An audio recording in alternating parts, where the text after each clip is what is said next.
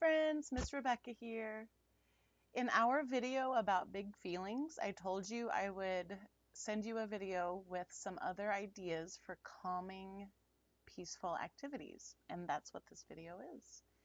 In our big feelings video, we talked about bear breaths and 3-finger breathing. We saw Hardy Bear listen to music and dancing, and these are some other things I do to feel peaceful.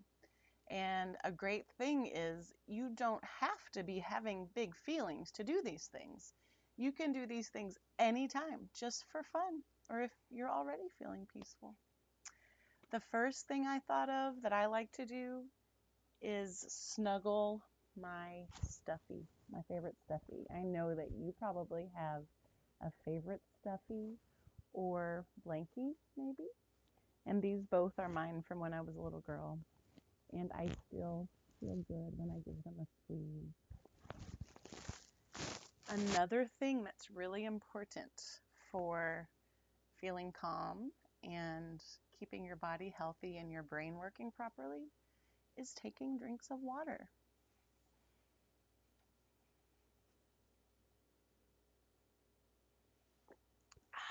Water makes me feel so good. And sometimes if I'm not sure why I might feel a little cranky, I think, oh, Rebecca, drink some water, and it always helps. Let's see. Oh, I know a good one. Looking at your favorite book. Do you have a favorite book? Is there one right now that you're just loving? I have been enjoying This World Atlas, honestly. I love looking at maps. And so this past week, when I want to chill out and relax and feel peaceful, this is the book I've been grabbing and looking through it. Your book might be a different one. It can be any book that you really enjoy. A really good thing to do that I also do that Miss Sue taught many of us to do is keeping a feelings book. And I have a feelings book, a feelings journal. This one's mine. And I write lots of words in my feelings journal. But you don't have to have a book and you don't have to be able to write. You could just use a piece of paper. And you don't have to be able to write words. Let me show you. Here's an example. One day I was feeling peaceful, so I used colors, peaceful colors, and drawings to show my feelings. I drew a peaceful face and squiggles that made me feel peaceful. And if you want to add words to your drawings or colors, you could ask a grown-up to help you. This one says, I felt peaceful when I watched it rain out my window. Another day, I wanted to show that I felt angry. So I used some red and black and some harsh lines. I drew an angry face. And I wrote, I felt angry when I lost my necklace. I was mad at myself for losing it. Another day, I was excited. And so I used bright, cheerful colors to show that I was excited. And I drew squiggles and a spiral and excited sunshine face. And on this one I wrote, I felt excited when my plants began sprouting this spring. And I drew a little tulip here. And remember, you don't have to write words. You can just draw a picture to show your feelings. So those are some examples of using feelings books to get your feelings out there and help your body calm down. Or just to have fun feeling good. All right. Oh, here's something that I really enjoy. I've done this my whole life. I did it when I was a little kid, and I still do it now that I'm a grown up, and I call it black line doodling. And it might have a better name, but that's what I call it. And you need a black or a really dark crayon or washable marker and other colorful markers. I have a permanent marker, but that's just because it's the only marker I have in my house. I don't have any crayons or washable markers, but you should use crayons or washables. Anyway, it needs to be black or dark and a piece of paper. And I'm going to put my marker on the paper and close my eyes and doodle and see what happens. Ready?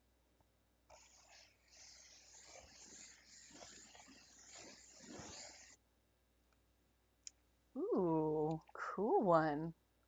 Ooh, I see a circle here. And so you get this really cool design that you don't expect because your eyes are closed. And you can keep your eyes open if you want to. And after you doodle, you take your colors and fill in each space. Here is one that I did earlier. And so I closed my eyes, I used my black marker, and then I colored in all the spaces with colors that I thought were beautiful. And then I like to look at the images and see if it looks like anything. What does this look like? I see, ooh, maybe like a squid, and that's the top of its body and its tentacles are sticking out. What about this way? What do I see? This way. Do you see anything when you look at it? Does it look like something? I see an insect walking with a gigantic hat on. What about... Ooh, I see something here. Do you see anything in this picture? Does it look like something? I see a butterfly. I see the butterfly's body and antenna, its head, its wings back here. Ooh, lovely. And so that's a fun thing to do. Here is another black line doodle that I did a long time ago. And I found it and thought I'd show it to you. And this is a really big one with lots of little spaces to color. So you can keep doodling for a long time and make a big one like this with lots of spaces. And I always thought this one looked like a garden because I can see like the green leaves on the outside and then all the beautiful colors that I would want my flowers to be in my flower garden. So that's black line doodling is what I call it. And the last thing that I want to tell you about today that I really love, that makes me feel really peaceful, is I go out into my yard and I find treasures from nature. Now, your grown-ups might have some flowers growing outside that are not okay to pick, so you have to ask and make sure. All these things were okay for me to pick. I found beautiful cordate-shaped, heart-shaped violet leaves. I found maple seeds. They're very green, but the rain that came yesterday knocked them off of the trees, so I found those on the ground. I found some lovely purple flowers, lots of purple violets, just lots of great little things, some dandelions, and I make patterns out of them, just lovely designs. Here are a couple of pictures of a few that I made earlier that I wanted you to see.